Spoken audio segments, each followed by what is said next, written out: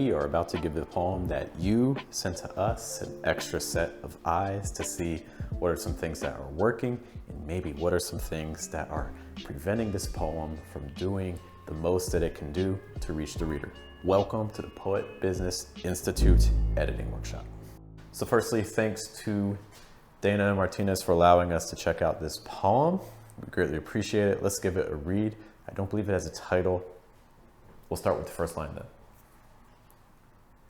I dance upon the wind like a youthful rose, sticking out my tongue after a purifying rain, tasting beaded afterdew, clinging to supple leaves in grace, awaits patiently in the stillness of morning as I breathe within the deep, prancing astride the dark night as its hues linger outstretched, bending in receipt of me.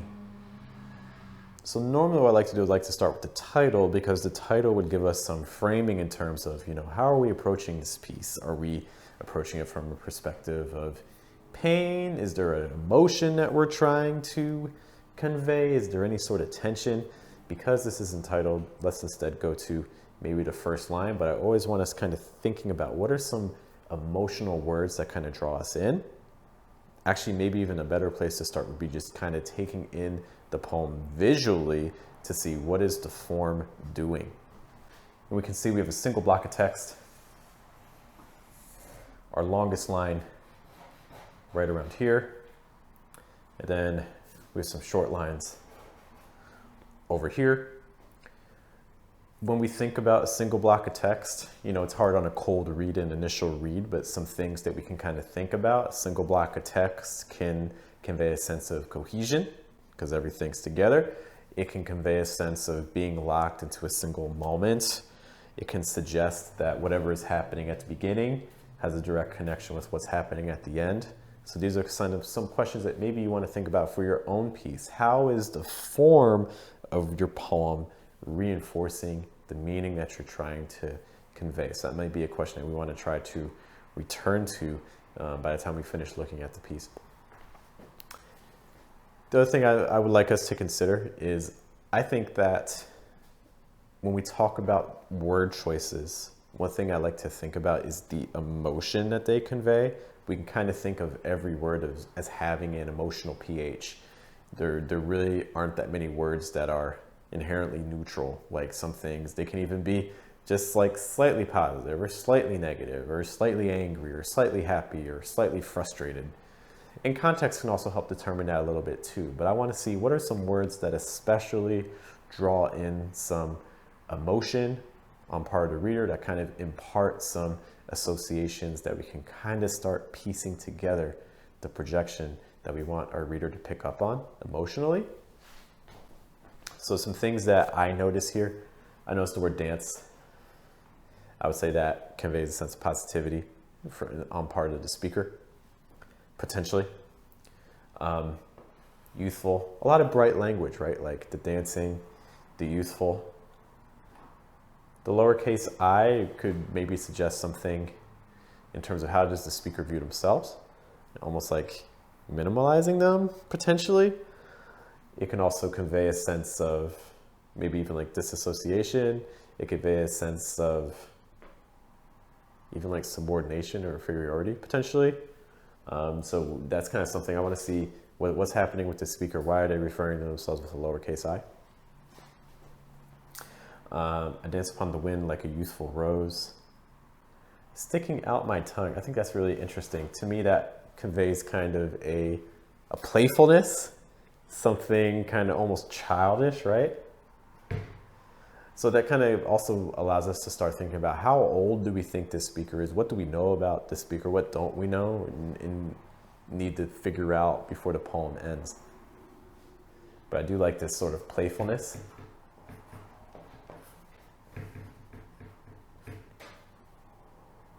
After purifying. Okay, so again, we're getting something bright, positive, I think, largely. Rain is something that I think you could take different ways depending on the context. In context of this poem, it's taking on the role of purifying, so I think it's something that's a little bit more positive. Obviously you can see, for instance, like in horror movies and things like that, it can often take on a different sort of energy. So the context around the rain can be can really help determine how to interpret it. Tasting beaded afterdew. Really like that flow there. Some good, really strong acoustic in terms of the trochees. Tasting beaded after dew. Sticking in a dactyl there at the end. Tasting beaded after dew. I think that's still positive. I think that sense of tasting, I like that drawing in the senses. Okay, I get a little bit more brightness there too. Clinging to supple. I think supple implies a sense of health. In grace. Okay. Awaits patiently, so there's a sense of waiting. However, the waiting doesn't seem to be a source of frustration, at least not yet. Okay. But it also implies that something isn't happening just yet. Okay, in the awaits patiently, in the stillness of morning. So again, we're frozen in time, which in a lot of ways is also kind of reinforced by the poem, right? We have one direct action, the dancing upon the wind. But even that, it feels like we're really kind of in a static moment, okay? Because even like the simple present with dance, you know, it's not like, the simple present is an interesting tense because it doesn't actually necessarily imply time. It's kind of just like a fact of something that is occurring in a moment, but it doesn't show you is the action ongoing or things like that. It's just kind of more focusing on the fact. It's very declarative. So I think that it's a tense that can be used to freeze time in a way, because it's not really, there's not a progression forward with it. And that kind of is going on with the rest. And we see this with even with the particles, like sticking, tasting, clinging. I think the time is doing a lot of interesting things here. Like the time, we're not progressing forward. We are awaiting, again, simple present. We are in the stillness of morning. And then as again, lowercase, breathe. Okay, again, kind of sticking into that factual thing that's happening in the moment, but again, also not advancing necessarily. Within the deep prancing astride the dark night, as its hues linger. I'm guessing the hues refers to the dark night. Okay, so that's the first sense of, if there is a tension here, I think that's the first tension that kind of becomes apparent to me. Okay. So this, just a very initial read, makes me think that this could potentially be where the turn is located, where the poem starts kind of revealing what it's really about, or the change that's going to be happening as its hues linger. Okay. Its hues linger. So inside this moment,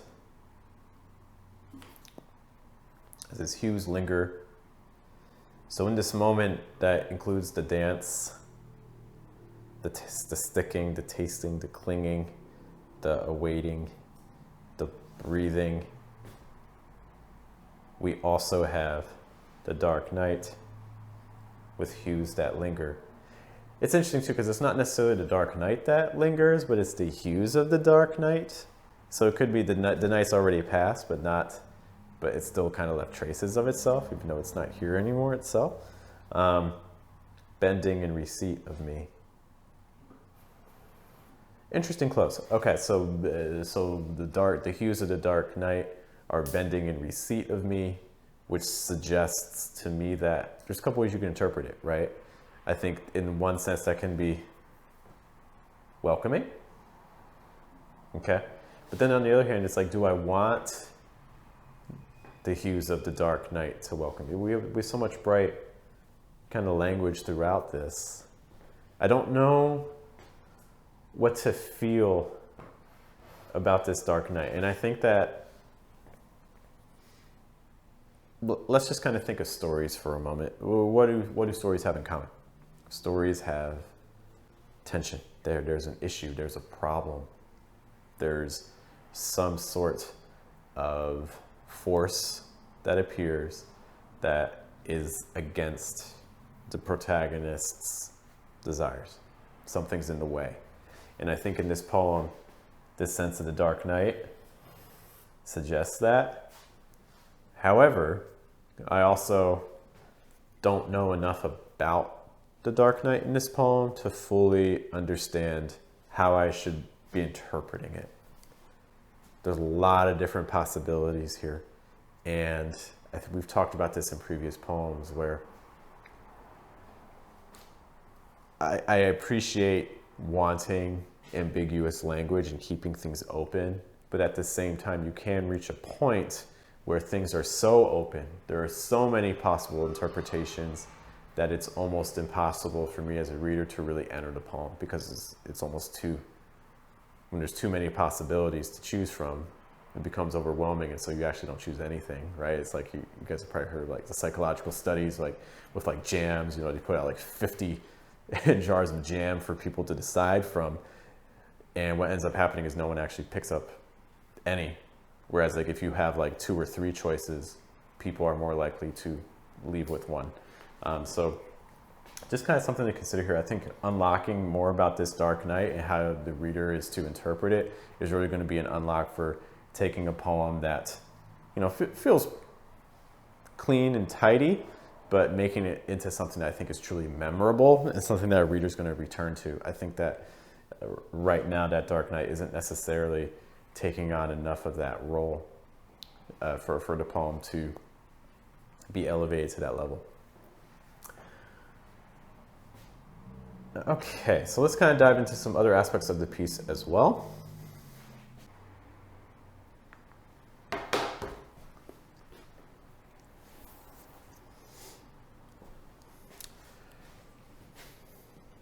We spent a lot of time talking about the tension that comes with the Dark Knight potentially, but I think there's some other areas too where there's some suggestions of tensions that could also be further explored. I dance upon the wind. I think wind just as a natural force is something that can take on a lot of different personalities and associations with it, both positive and potentially destructive.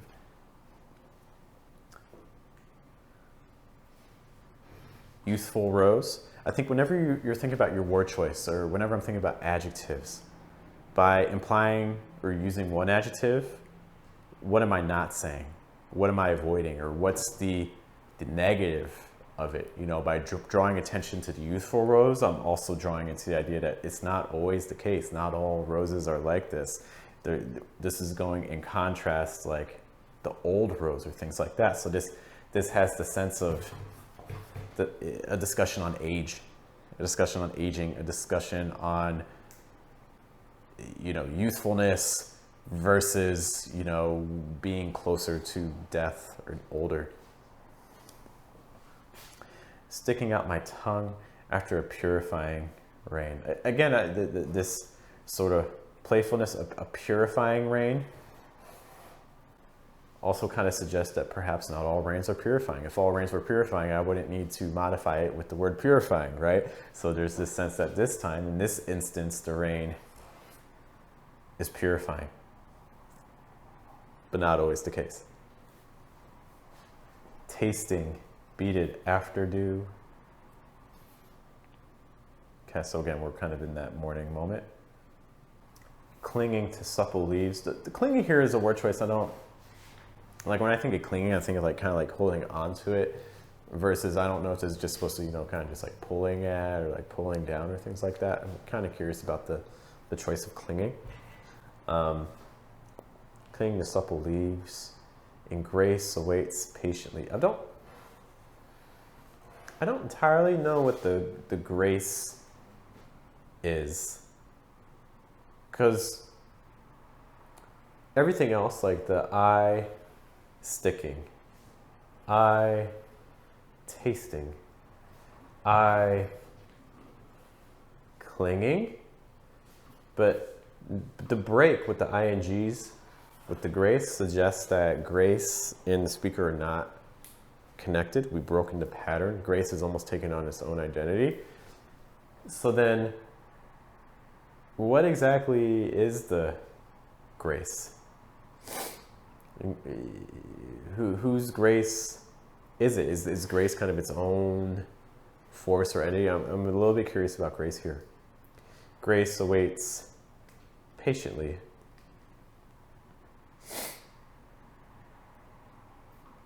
And you know, everything through here, everything through this opening up to grace has been very concrete.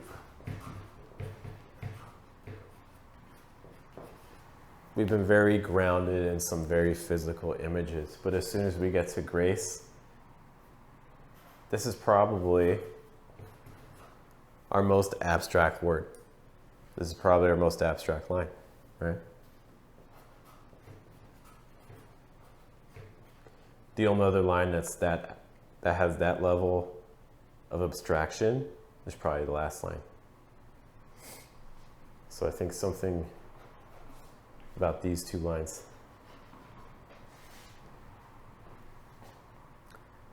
And I'm not saying, you know, change them or anything, but I would be kind of asking what's happening in these two lines? Why the transition from concrete to abstract in these moments? And grace waits patiently in the stillness of morning. Like, what is even the grace awaits patiently? I'm curious about even the choice of like awaits versus just waits. Okay. Why is it waiting patiently? Why is it important to note patiently? Why is the speaker paying so much attention to the patience of grace? By mentioning that the grace awaits patiently, you can also suggest that grace awaits impatiently.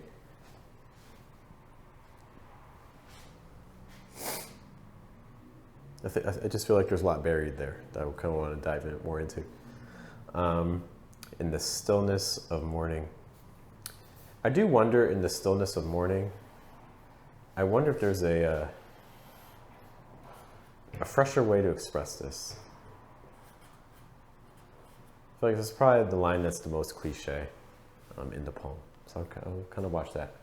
As I breathe within the deep, prancing astride. If there's any moment in the poem where I get a little bit confused by word choice, maybe I just need to look up like astride a little bit more. But those two words kind of take me out a little bit because I don't entirely know what they mean here. Prancing astride. Prancing kind of harkens back to the dance that was mentioned in the first line. Let's breathe within the deep. As I breathe within the deep. Like if this were a poem that used punctuation, my guess is there would probably be a comma here. So the prancing, it's the speaker prancing astride the dark night as its hues linger, outstretched, bending and receding me. And again, I don't know right now how to interpret this bending and receding me. Is this a sense that like it is like I have almost like power, like it reveres me, like I'm in the position of authority, and you know the hues, you know, are almost like submitting to me? Or is it more deceptive, like they're taking me in, you know, and then they're actually in the position of authority? I don't entirely know how to interpret it just yet. As this hues linger. Very minor note too. For me, this pronoun, because everything else has been really specific and concrete, you know, dance upon the wind, the rose, sticking out the tongue, the rain, the afterdew, the sub, you know, every single line, it goes real into the concrete nouns, the specificity, which I really like. This "it's" is the one moment that we lose that a little bit. So it kind of draws my attention a little, almost distracting. I'm wondering if there's a way that we could tie in something to remove the pronoun. It may require, if that is a decision to move forward with, it would mean probably adjusting something from the dark night as its hues linger. Like prancing astride as hues of the dark night linger outstretched, like something like that. I'm not saying use that wording, but that's kind of the gymnastics I might want to consider there if I'm trying to clarify that pronoun. So I think there's some very solid bones here. The thing that I think is missing the most is the sense of tension and the association I'm supposed to have as a reader for this dark night and those hues that are lingering. I don't entirely know how to interpret those just yet. I think if we're able to resolve that, it might need a little bit more elaboration on the form. Then I think you could have a piece that is really serving itself very well. If you have a poem that you would like us to consider on a future episode of the Whiteboard Sessions with the Poet Business Institute, be sure to send us something at theversuspoetry.com.